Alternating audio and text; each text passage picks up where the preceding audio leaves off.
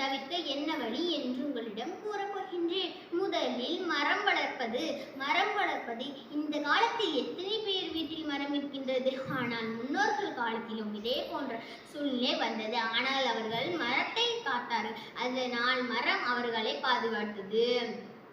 இரண்டாவது உணவு. உணவு என்றால் பழைய சாதத்தில் உள்ள கஞ்சிகள், அதே போன்று சிறுதானியங்களில் உள்ள கம்பு, திணை, இது போன்ற கூழ்களை குடித்தனர்.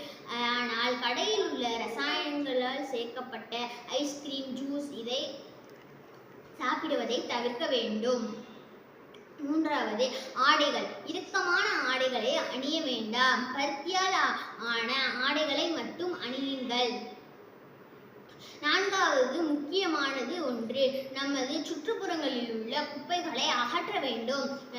முக்கியமாக நெகிழி தாள்களை அகற்றிவிடுங்கள். நெகிழித்தாள்கள் மரத்தை வளரவிடாமல் செய்கின்றது.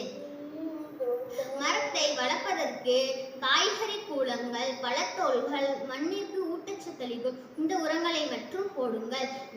காலை 10 மணியில் இருந்து மாலை 4 மணி வரையும் யாரும் வெளியில் செல்லாதீர்கள். முக்கியமாக வயதானவர்கள், குழந்தைகள் யாரும் வெளியில் செல்லாதீர்கள்.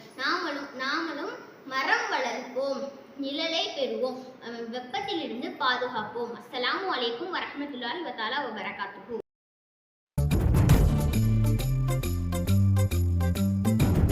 வயதில் கவலை எதற்கு, விட்டு தள்ளு தள்ளு. கண்ட கனவை நடத்தி காட்டி வெற்றி என்று சொல்லு. கற்கும் வயதில் கவலை எதற்கு, விட்டு தள்ளு தள்ளு. கண்ட கனவை நடத்தி காட்டி வெற்றி என்று சொல்லு. நோக்கமூக்கமாக்கம் அனைத்தும் கல்வி ஒன்றுதான், கல்வி ஒன்றுதான், கல்வி ஒன்றுதான். கற்கும் வயதில் கவலை எதற்கு, விட்டு தள்ளு தள்ளு. கண்ட கனவை நடத்தி காட்டி வெற்றி என்று சொல்லு.